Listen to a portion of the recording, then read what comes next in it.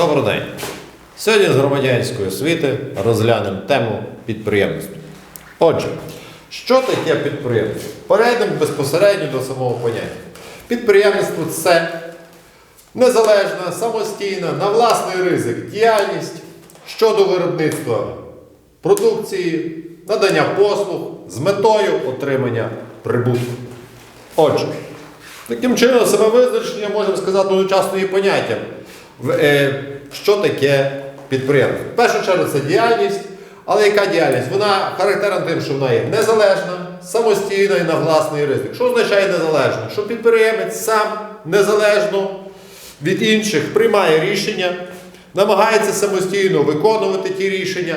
І ще одна особливість, що він ризикує своїм майном і не тільки майном, іншими речами, наприклад, репутацією, коли він здійснює, наприклад, виробництво якихось товарів, надає якісь послуги. Але наступна особливість підприємства, чим та діяльність відрізняється від іншої, наприклад, від благодійної, волонтерської діяльності, це і те, що підприємець отримує прибуток. Тобто він працює не просто так для задоволення потреб, для надання послуг, а для того, щоб в результаті своєї діяльності отримати прибуток. Тому характерною рисою особливо власне підприємництва і діяльності підприємця, як особа, яка займається підприємництвом, є отримання прибутку. Отже, що ж це таке прибуток? Прибуток – це є різниця між доходом і витратами. Тому що в результаті своєї діяльності підприємець, наприклад, ризикує коштами. Він вклав якісь кошти у виробництво, хоче виробляти якусь продукцію, щоб потім продавати її на ринку. Але, щоб вкласти кошти, наприклад, закупити сировину, інші ресурси, використати, заплатити за ті ресурси, він що? Витрачає. Але витрачає він не для того, щоб потратити, а для того, щоб отримати дохід. І тоді, коли він вже свою продукцію, наприклад, продає на ринку і отримує якийсь дохід, і той дохід перекриває витрати, то таким чином в нього з'являється прибуток. Ну, зрозуміло, в нього може бути і така річ, що прибутку він не отримує, він отримує збиток. Що таке збиток? Тут тоді, коли витрати будуть перебільшувати за кількістю, за вартістю, будуть більші, ніж доходи. От тоді він буде працювати у збиток. Ну, зрозуміло, довго він так працювати підприємець не буде. Тому що підприємці, власне, особливість їхньої діяльності полягає в тому, що рано чи пізно вони працюють для того, щоб мати прибуток. Але, власне, той прибуток підприємця, якщо так глобально подивитися на історичний розвиток підприємництва і світової економіки за останні тисячоліття, власне, прибуток відіграє дуже важливу роль і дуже важливу функцію в ринковій економіці. Які саме? В першу чергу, саме з допомогою прибутку підприємець має що? Має ресурси для подальшого розвитку. Таким чином, прибуток сприяє розвитку. І якщо більше розвивається підприємництво, розвиток економіки збільшується, наприклад, виробництва, торгівлі, і все це дає що? Новий поштовх для розвитку економіки. Таким чином, підприємництво, а саме прибуток, який з'являється в результаті підприємницької діяльності, сприяє розвитку економіки. Ще одна особливість – це є стимулювання. Тобто, він не тільки розвиває, він ще є стимулом. Тобто, ще нічого не розвинуло, але людина вже хоче ризикувати, витрачати, щоб потім отримати прибуток. Це є стимул. І наступна дуже важлива річ – це є орієнтир. Прибуток є орієнтиром. В першу чергу, для кого він є орієнтиром? Він є орієнтиром для інших людей, для інших осіб, які хочуть також займатися підприємством. Наприклад, хтось починає продавати якісь товари, відкрив, як то кажуть, свою точку на базарі, і таким чином він отримує прибуток. Що будуть робити і інші, наприклад, його друзі, коли бачать, що він отримує непоганий прибуток? Вони також будуть займатися таким видом діяльності. І таким чином той прибуток, який отримує підприємець, буде орієнтиром для інших осіб, які також захочуть мати прибуток і займатися підприємницькою діяльністю. А тепер, як то кажуть, від прибутку перейдемо до наступних дуже важливих процесів, які відбуваються в результаті підприємницької діяльності. В першу чергу, Ми вже знаємо, що і розуміємо, що підприємництвом, бізнесом, якщо брати слово синонім, яке дуже часто використовується в українській мові, підприємництвом займається хто? Займається якась людина, фізична особа. І вона, коли займається підприємством, називається як підприємець. Ще одного, і тому, якщо брати в юридичному, такому соціологічному плані, підприємець є суб'єктом різноманітних економічних відносин. Тобто він є суб'єкт носій певних прав і певних обов'язків. Але ще одною особливістю, як ми вже знаємо, для підприємницької діяльності потрібно мати якісь ресурси, мати якусь власність. І тому в своїй діяльності підприємець використовує різноманітну власність. З юридичної точки зору ця власність може бути приватною, то може бути власність його. Наприклад, він купив автомобіль, займається чим, надає якісь послуги, розводить якісь товари, чи, наприклад, таксує. Це є що? Його індивідуальна власність. Але дуже часто, якщо підприємець має величезні, як то кажуть, фабрики, заводи, йому бракує коштів, він починає створювати акціонерне товариство, і таким чином в нього з'являється корпоративна власність. Тобто, наприклад, він може бути співвласником, чи продавати акції на фондовій біржі і все інше. Таким чином, приватна власність в сучасних економічних умовах України може бути індивідуальною, може бути корпоративною. Також підприємець може використовувати державну власність. Так само і комунальну власність. Тобто він може брати землю в оренду, споруди в оренду, якісь інші засоби, наприклад, засоби виробництва в оренду. І таким чином, власником може бути держава. Наприклад, користуватися залізницею. Далі, що є державною власністю?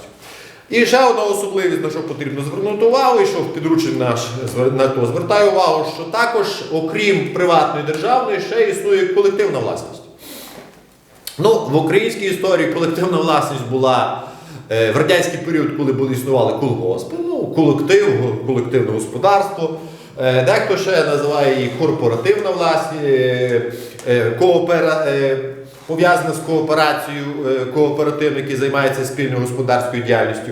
Але все-таки де-не-де, що в українському праві ще можна зустріти колективну власність, коли, наприклад, колектив, якась група осіб, має спільну власність і спільно її використовує, включаючи і можливість займатися підприємницькою діяльністю.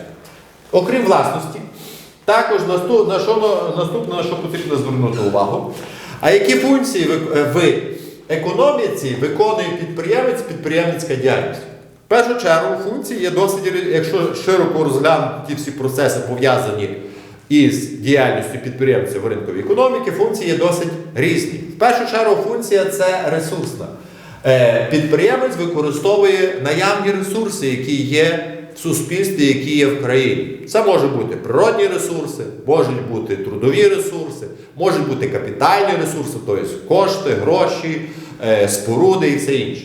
Але ще одна особливість, що підприємець в результаті своєї діяльності також використовує інноваційну функцію. Тобто підприємець щось придумує, щоб мати більше прибуток. Характерний приклад, в Україні важко таке знайти інноваційних таких підприємців, це Ілон Маск. Тобто він придумує якісь різноманітні процеси, різноманітні, як то кажуть, наукові винаходи використовує, щоб робити інновацію. Тобто випуск електромобілів, космічні польоти і всі інші. Тобто використання науки, використання власних, як то кажуть, розумових здібностей для того, щоб на ринку випустити, зробити щось нове. Окрім інноваційної, існує ще управлінська функція. Річ в тім, що підприємець, а якщо його не якесь маленьке підприємство, хоча і там він управляє ним, але якщо підприємець, наприклад, великий бізнесмен, в якого працюють десятки, сотні чи навіть тисячі людей, відповідно він здійснює управління тим всім своїм величезним бізнесом, тим великим підприємством. І тепер уявіть собі ситуацію, дуже часто в українських реаліях, винники навіть далеко від того не пішли, що, наприклад, підприємець, який є власником якогось великого заводу, якоїсь фабрики, може впливати не тільки на ту фабрику, на той завод, а на все оточення, на ціле місто, де знаходиться та фабрика і завод. Характерний приклад – це Винниківська тютюнова фабрика. Тобто власник, підприємець, власник тієї фабрики має вплив не тільки на фабрику, він має вплив на ціле місто Винників. Так? В принципі, так. Далі, Наступна особливість, функція – це є особиста. Річ тим, що займаючись бізнесом, підприємницькою діяльністю, сама особа підприємця, сам він особисто також розвивається. Тобто він мусить вчитися, він повинен, як кажуть, набувати якийсь досвід, запозичувати чий досвід. Таким чином, в результаті підприємницької діяльності також розвивається та особа, яка займається підприємництвом. Ну, важко знайти таких осіб, які би, наприклад, не були не освічені, ніде нічого не вчили, але мають величезні досягнення в бізнесі. Ну, про того хіба можемо скажемо, в українській реалії, що таке реально, але і зараз, як то кажуть, такі процеси в Україні починають сходити, як то кажуть, на ноль. І остання функція, яку ми трошки ширше розглянемо, підприємницької діяльності, це соціальна. Річ тим, що якщо брати ширше, в широкому розумінні, власне, підприємство великою мірою надає суспільству можливість розвиватися. Тому що, якщо так широко розглянути, підприємець, який щось виробляє, який надає послуги, який має прибуток, і зрозуміло, він витрачає той прибуток на ресурси, на все інше, є орієнтиром, він так само є таким чином соціальним прикладом. І його соціальна функція полягає в тому, що є одна закономірність. В тих країнах, в тих суспільствах, в тих цивілізаціях, де є найкращі умови для підприємницької діяльності, для бізнесу, ті суспільства, як правило, є найзаможніші, найбагатші, найрозвинніші. А якщо умов для розвитку бізнесу і всього іншого є, як то кажуть, вони є на нижчому рівні, то таким чином характерний приклад наша Україна, яка має одні з найгірших умов ведення бізнесу в Європі, відповідно є на найнижчих рівнях чого? Життєвого рівня населення, найнижчий рівень розвитку культури, освіти. Також, як то кажуть, навіть характерний приклад епідемія ковіду, є закономірність ті держави, де є високий рівень бізнесу, тих рівень вищої вакцинації, тих нема великого поширення епідемії, а де є все навпаки, там виявляється, що все є навпаки. Тобто і наша Україна, українська в сучасних умовах є характерним прикладом тих всіх процесів. Але все-таки з тих функцій соціальна функція відіграє дуже важливу роль.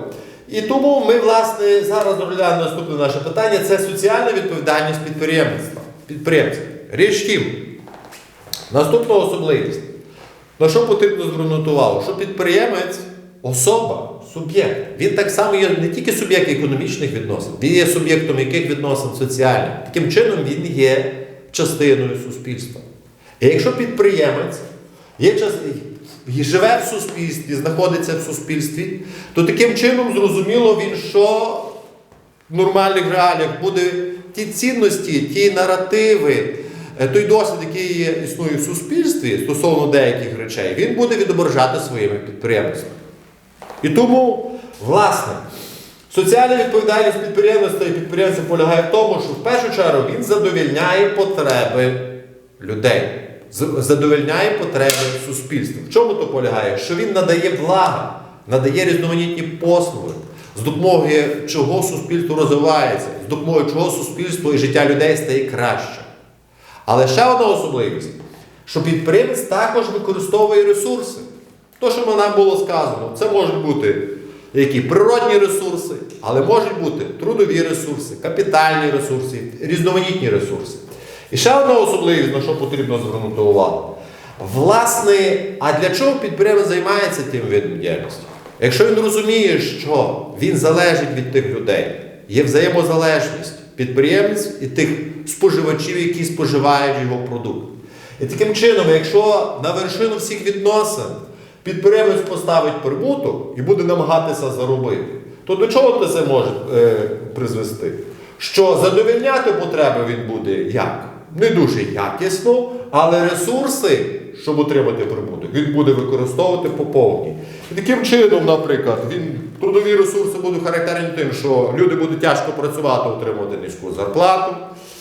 Отримуючи низьку зарплату, вони не зможуть купити ті блага. І відповідно підприємець від того не буде багатіти. Ви знаєте, що ринкова економіка – це як кровообіг. І таким чином, якщо десь, як то кажуть, дуже сильно, як то кажуть, хтось збагачується, то то з іншого боку хтось дуже сильно бідніє. І тому, власне, сам підприємець повинен розуміти, що, власне, його діяльність дуже важлива для суспільства. І повинен він жити не одним днем, не одним тижнем чи місяцем. Він повинен просто розуміти, що якщо він хоче займатися підприємництвом довгий період часу чи його родина, то він в певну чергу повинен і вкладати в суспільство, щоб отримати якийсь від того прибуток. Тому що зосереджується тільки на прибутку, як то кажуть, це нічого доброго не принесе ні йому, ні суспільству. Тобто, і все це приводить до того, що в українських реаліях, якщо є, наприклад, люди, які займаються підприємством, дуже часто, як то кажуть, видно їхні комплекси, їхні всі, як то кажуть, проблеми, які вони б мали, наприклад, в дитинстві чи ще в різних видах. І тому, в першу чергу, якщо вони жили в бідності, і вони розуміли, що всі проблеми, що нема грошей, то таким чином, думаючи, що тепер у них буде дуже багато грошей, то у них всі проблеми зникнуть. Так, деякі проблеми можна з допомогою грошей вирішити, але не всі проблеми можна вирішити. Ну, сам найбагатший бізнесмен, підприємець України Рінат Ахметов сказав, що є найважливіше в підприємців? Дохід? Ні, не дохід. Найважливіше в підприємців – це є репутація, тому що все можна купити, а з допомогою доходу, грошей, але репутації деяких інших людей, речей, ти за гроші купити не зможеш. Ну, хіба певним чином грошми щось компенсувати, як щось перекрити. Але в сучасних умовах, якщо ми далі ширше розглянемо соціальну відповідальність, на що ще потрібно звернути увагу, що повинен бути, власне, баланс між задоволенням потреб і використанням ресурсів. Ще одна особливість, що в основі того балансу в сучасних умовах повинні бути принципи сталого розвитку.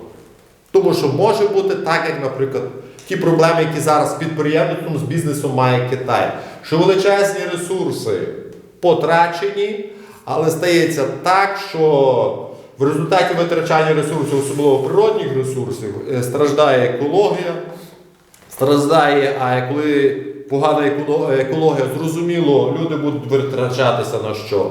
На покращення свого добробуту, на здоров'я, на охорону здоров'я, на все інше. І призводить до того, що деякі люди не зможуть користуватися тими благами, які вони мають, тому що їм, наприклад, здоров'я чи рівень життя не дозволяє. І тому найкраще в сучасних умовах власний баланс повинен ґрунтуватися на принципах сталого розвитку. В принципі, якщо подивитися в деяких країнах, навіть європейських, не тільки європейських, власне, того балансу намагаються досягнути і певним чином досягли. В першу чергу це країни Північної Європи, Скандинавії, також Нова Зеландія, Австралія, власне, де самі підприємці розуміють, для чого вони займаються бізнесом. Тобто, вони дивляться далі, ніж прибуток, ніж дохід. Так, прибуток їм потрібен далі, щоб вести бізнес, але так само вони розуміють, що прибуток повинен приносити, так само їхня діяльність повинна забезпечувати суспільство. І таким чином підносити рівень життя в суспільстві. І їхні також, вони живуть в суспільстві. Але ще, що в підручнику не звертається увага, але в першу чергу зараз воно також, власне, в соціальній відповідальності зустрічається, особливо в тих розвинених країнах, це є те, що інформаційні технології також змінюють бізнес і змінюють соціальну відповідальність. Особливість полягає в тому, що використання інтернету, соціальних мереж і всього іншого призводить до того, що деякі ресурси підприємці перестають використовувати. Наприклад, вони перестають використовувати трудові ресурси, багато з чого можна зробити з допомогою інформаційних технологій. І все це приводить до того, що в сучасних умовах виникають величезні компанії, які певним чином змінюють бізнес. Ну, наприклад, та ж сама компанія Amazon. Одне створене робоче місце в Амазоні, в Сполучених Штатах,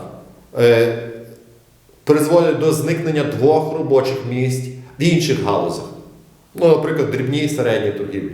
І таким чином, власне, з одного боку ніби все розвивається, ніби прибуток є, компанія є, але з іншого боку страждають інші компанії. І тому зараз ми переходимо до наступного нашого питання. Власне, це правовий захист бізнесу. Тобто, як держава повинна регулювати бізнес? Ну, в першу чергу не будемо розглядати сучасні тенденції, наприклад, в Сполучених Штатах, розглянемо українські реалії. В чому полягає українські реалії? Що означає саме поняття правовий захист бізнесу? В першу чергу це сукупність різноманітних заходів з метою регулювання підприємницької діяльності. Тобто, підприємець, суб'єкт, повинен діяти в рамках закону. А ті рамки закону створює хто? Держава. З одного боку, держава повинна дозволяти йому певні види діяльності. З іншого боку, держава повинна що? Захищати підприємців. Тому що якщо вона він буде незахищений, він не зможе розвиватися. І все це приводить до того, що він не зможе виконати свою функцію соціальної відповідальності, надати свої послуги суспільству. І тому, в першу чергу, в українських реаліях, в сучасних реаліях, від кого повинен бути захищений підприємець? В першу чергу, це від державних органів. В українських реаліях це і правоохоронні органи, це і судові органи місцевого самоврядування. Тому що дуже часто, власне, дрібний, середній підприємець дуже часто страждає від різноманітних органів влади, які хочуть поживитися, і певним чином, щоб він якусь, як то кажуть, допоміг їм реалізувати якісь свої мрії, свої якісь проекти за рахунок когось. Тобто, ти маєш прибуток, давай гроші, ділися з нами і так далі. Ще одна особливість українських реалій – це є захист підприємців від інших підприємців. Тому що ми знаємо, що в Україні є конкуренція, а найбільший прибуток є тоді, коли конкуренції немає, коли є монополія. І тому, власне, держава і державні органи повинні, власне, захищати в Україні українських підприємців один від одного, щоб були певні межі. Найкращий захист – це є закон. Тобто, щоб закон був для всіх однаковий. Не може розвиватися бізнес в нормальних конкурентних умовах, коли один підприємець має якісь, наприклад, пільги, привілеї і все інше, не сплачує податки, а інші будуть змушені сплачувати. Ну, наприклад, в українських реаліях фізична особа-підприємець може мати дохід, прибуток 5 мільйонів і платити 2-3 тисячі гривень податку. А інші підприємці, щоб займатися якимось видом діяльності, повинні наперед заплатити податок, а тоді вже займатися. Це справедливо, певним чином несправедливо. Далі, наступний, від кого повинен бути захищений підприємець, це від споживачів. Тому що виробляючи товари, надаючи послуги, дуже часто підприємці, як то кажуть, незаслужено можуть що? Мати якісь певні проблеми зі споживачами. І тому, власне, держава повинна захищати їхні права. І ще на що потрібно звернути увагу, від кого захищати, це від постачальника ресурсів. В першу чергу це постачальники капітальних ресурсів, в першу чергу це банки, які можуть, як то кажуть, нав'язувати дуже невигідні кредитні умови, депозитні, фінансові умови. Це можуть бути так само постачальники трудових ресурсів, профспілки і всі інші, які також можуть певним чином отримувати прибуток, і в українських умовах, то в першу чергу, профспілки можуть той прибуток використовувати не для робітників, а прикриваючись робітниками, просто владнати власні фінансові умови. Українські профспілки, можна сказати, досить закриті, такі ще радянські профспілки. Далі. І наступне, якщо ми розглядаємо правовий захист бізнесу, які є форми, власне, захисту того бізнесу? Форми є різноманітні. В першу чергу, найкраща форма – це є законодавча. Тобто створити такі закони, які би сприяли розвитку бізнесу, які би захищали бізнес. Але наступна особливість. Якщо ж в Україні багато хто вважає, що можна створити ідеальні закони, які б всі проблеми вирішували, то, наприклад, на Заході, в Західній Європі, в західних суспільствах, де є певним чином вищий рівень правової культури, в них взагалі кажуть, а як ви хочете досягти ідеальних законів? Ідеальних законів не існує. В першу чергу, ідеальні закони пов'язані з виконанням тих законів. Як вони виконуються? І тому дуже важлива річ, власне, в захисті бізнесу, це є судовий захист. Тому що, власне, великою мірою суди займаються захистом чого? Власності, захистом прав і всього іншого. І тут, ви самі знаєте, що ви живете в Україні, як то кажуть, в інформаційному полі українському і розуміти, які проблеми є власне з українськими судами і їхніми рішеннями. І тому дуже часто українці не хочуть звертатися в суди, а використовують інші позасудові різні форми. В першу чергу існує досудова форма. Вона більш розвинена в розвинених цивілізованих країнах, коли ще до суду юристи, самі підприємці, всі суперечки між собою, що вирішують, але згідно закону. Але дуже часто в українських умовах, це було найкраще представлено в 90-х роках, був позасудова форма вирішення суперечок і захисту бізнесу. Тобто звертатися до якихось там спортивної статури хлопців, які мають, як то кажуть, певну зброю, певні елементи захисту і все інше. І тому дуже часто в українських умовах, і ще зараз в принципі, ті тенденції де-не-де зберігаються, що найкращий захист – це зібрати своїх друзів, це піти на якусь сходку, на якусь стрілу, як то кажуть, навіть побитися, чи навіть знищити конкурента, навіть включаючи фізичний. І тому особливість але від чого то залежить? Від самого рівня суспільства, які цінності є в суспільстві. І тому, що я вам бажаю в сучасних умовах? В першу чергу, добре опрацювати тему, параграф 41. І також бажаю, як то кажуть, бути причетними до бізнесу, в подальшому займатися бізнесом, підприємницькою діяльністю, мати добрий прибуток, але також не забувати і про свою соціальну відповідальність в суспільстві. Так що бажаю всього найкращого, бувайте здорові і готуйтеся до виконання певних письмових робіт. До побачення, дякую, всього найкращого, бувайте здорові.